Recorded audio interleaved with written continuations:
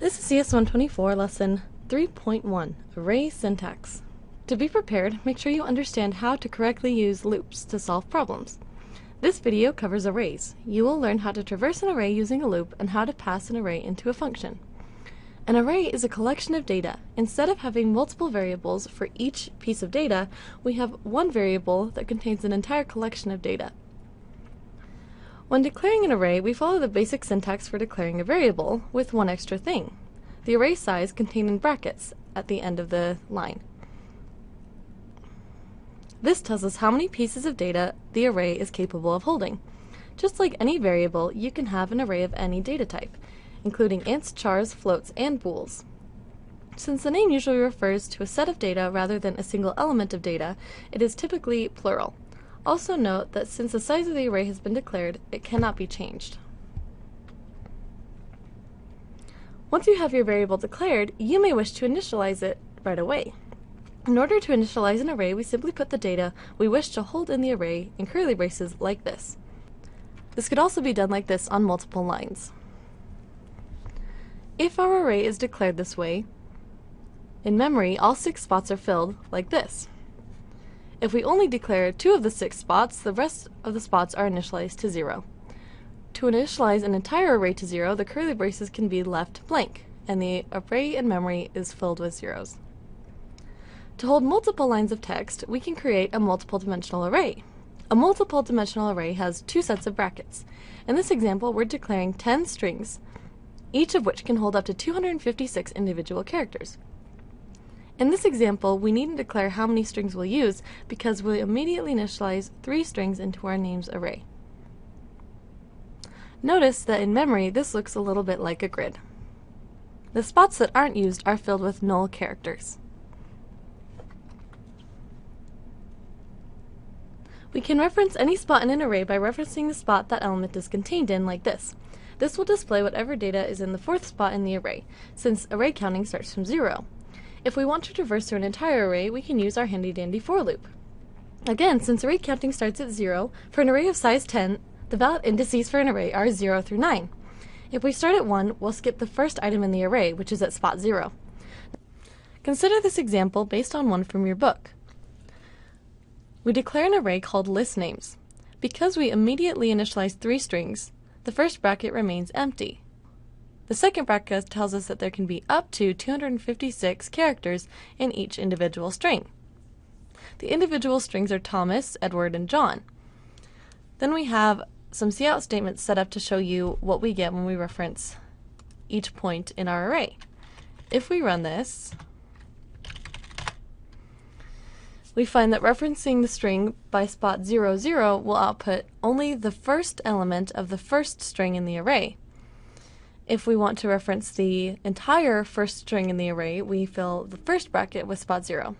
And in order to output all of the strings in the array, we have to have a loop. Passing an array as a parameter is quite a different process than passing other variables. We'll start by creating an array of 1 dimension in our main function. In this case, it'll be an array to fill with GPAs. Our list will be able to hold a total of 5 GPAs of data type float. Now let's create a function meant to fill the GPAs. When we're writing a function to fill an array, we use the data type void, because an array references a spot in memory that doesn't move even if the name is passed from function to function. So we name our function and tell it what to expect. In this case, an array of floats. Notice that we needn't include the size of the array inside of the brackets. It doesn't matter what size it is when it's getting passed in. It's also useful to include a variable telling you exactly what size your list is. Now we are ready to write our function.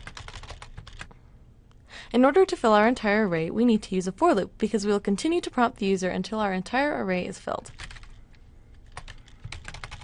And what we'll do inside of our loop is prompt the user for their input, and then read in what they enter into the ith spot of our array. Because I increments from 0 to the last spot in the array, This will fill spot 0, 1, 2, all the way to the last number in the array.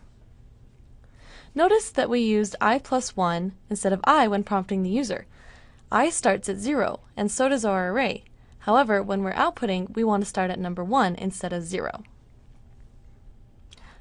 Now we need a quick function call, and something to prove we read into our array correctly. To do that, we'll simply output everything we read in the array. Now when we run our program,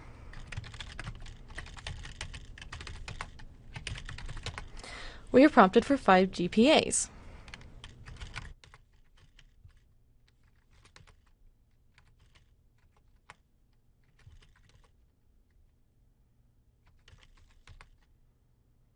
In order to prove that we read them in right, I had the program output our GPAs back to us. I'm going to take just a moment to explain why for loops work when traversing an array. Our array looks like this in memory. It's a block with oh so many spots of memory set aside for our array, which we might have given a name, like list names. When we have a for loop, it creates a variable called count, or I, that automatically points to the first spot in the array, which is spot 0.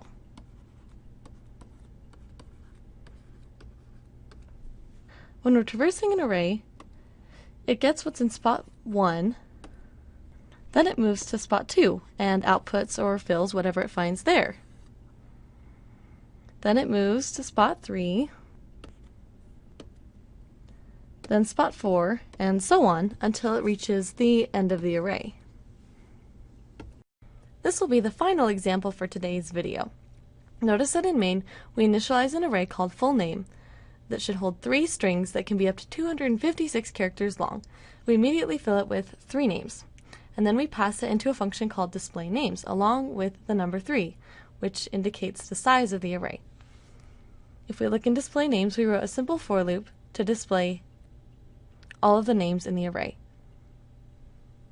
Notice that when we pass a 2-dimensional array, the second brackets must be filled. The first brackets, however, remain empty. And when doing our function call, there are no brackets necessary. When run, this code simply outputs the 3 names we put into our array.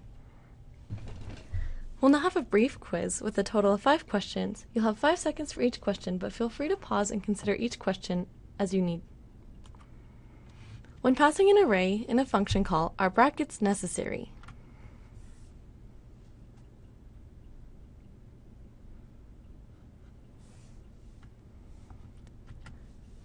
In a function call, brackets are not necessary because the array has already been declared within the function. Which brackets must be filled when an array is declared inside of a function header?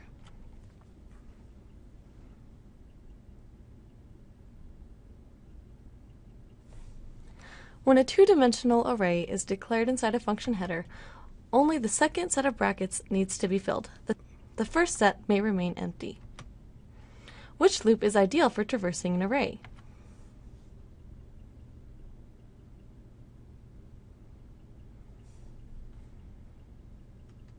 The for loop is perfect for traversing an array because it is built for counting. Array counting starts at what number?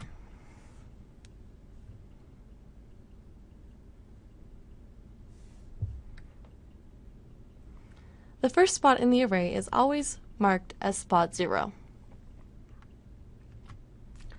Which is the correct way to call the following function?